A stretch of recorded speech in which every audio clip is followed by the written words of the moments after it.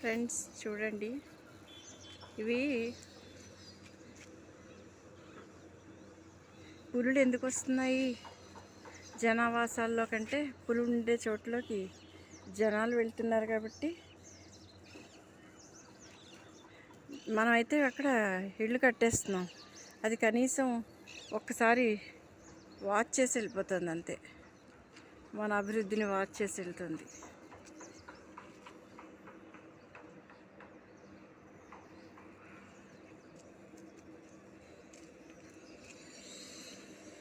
ఆదివమ్మ మాయమ్మాలు పేద తీర, ఆయమ్మకున్నది ఒక్కటే చీర. ఆ చీర రంగేమో ఆకుపచ్చనిది, ఆ తల్లి మనసేమో రామ చక్కనిది. అడివమ్మ మాయమ్మ అలు పేద ధీర.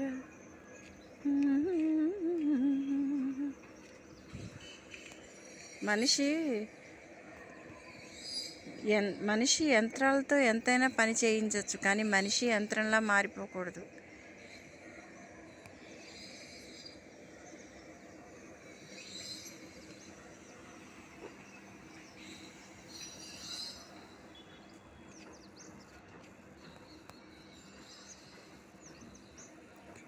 ఆకాశ వీణపై ఉదయరాగం, హృదయాకాశ వీణపై ప్రణయరాగం.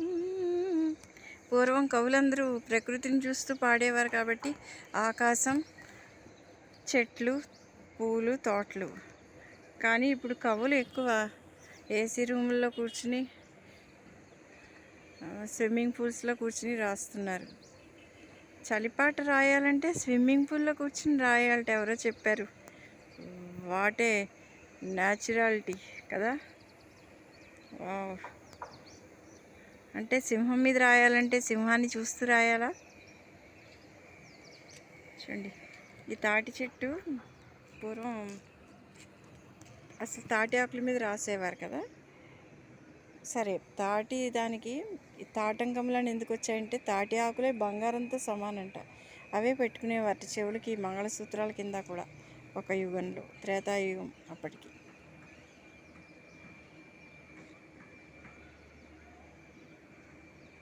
తాటి చెట్టు